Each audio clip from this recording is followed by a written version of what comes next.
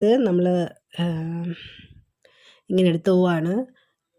അപ്പോൾ continuous class കിട്ടാനായിട്ടും continuous topics കിട്ടാനായിട്ടും നമ്മുടെ ചാനലൊന്ന് ഫോളോ ചെയ്ത് സബ്സ്ക്രൈബ് ചെയ്യുക. അപ്പോൾ നമുക്ക് ടോപ്പിക്കിലോട്ട് പോവാം. ജൈനിസം എന്ന വേർഡ് ഒരു സാൻസ്ക്രിറ്റ് വേർഡാണ്.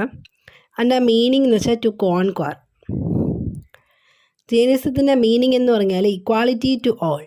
ബുദ്ധിസത്തിൽ അങ്ങനെയല്ലായിരുന്നു, പക്ഷെ ജൈനിസം വരുമ്പോൾ ഇക്വാളിറ്റി ടു ഓൾ.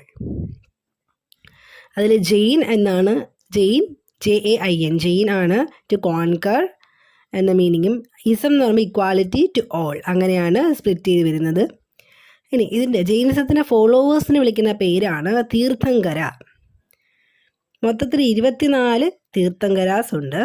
അതിലെ ഫസ്റ്റ് തീർത്ഥങ്കര എന്ന് പറയുന്നത് ഋഷഭ് ദേവാണ്. ഋഷഭ് ദേവിൻ്റെ മകനെയാണ് നമ്മൾ ബാഹുബലി സ്റ്റാച്ചു ആയിട്ട് കാണുന്നത്. Okay, first Tirthankara Rishabh Dev.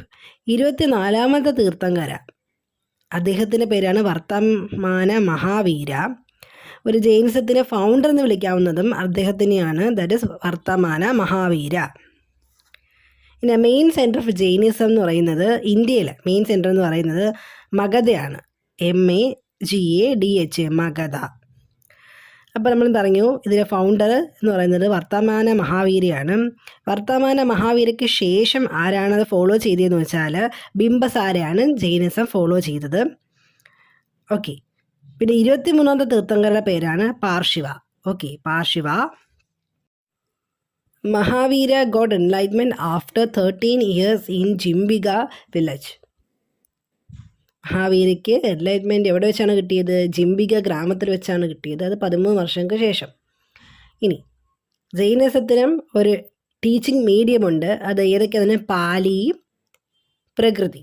ബുദ്ധിസത്തിൽ പാലി മാത്രമേ ഉള്ളായിരുന്നു, പക്ഷേ ജൈനിസം വരുമ്പോൾ പാലിയും പ്രകൃതി ഭാഷയും 2 ഭാഷയിലാണ് നമ്മൾ മീഡിയം ഓഫ് ടീച്ചിങ് ഉള്ളത്. ഇനി എയിം ഓഫ് എഡ്യൂക്കേഷൻ എന്താണ് ജൈനിസത്തിൻ്റെ? അൾട്ടിമേറ്റ് എയിം എന്ന് പറയുന്നത് ലിബറേഷനാണ്. അത് 2 രീതിയിലാണ് ലിബറേഷൻ നടക്കുന്നത്: ജീവമോക്ഷയും ദ്രവ്യമോക്ഷയും. ജീവിച്ചിരിക്കുമ്പോൾ നല്ലത് ചെയ്താൽ അത് ജീവമോക്ഷയും, അതിലൂടെ നമ്മൾ എന്ത് ചെയ്യുന്നു? ആത്മാവിന് മോക്ഷം കൊടുക്കുകയാണെങ്കിൽ അതിന് ദ്രവ്യമോക്ഷ.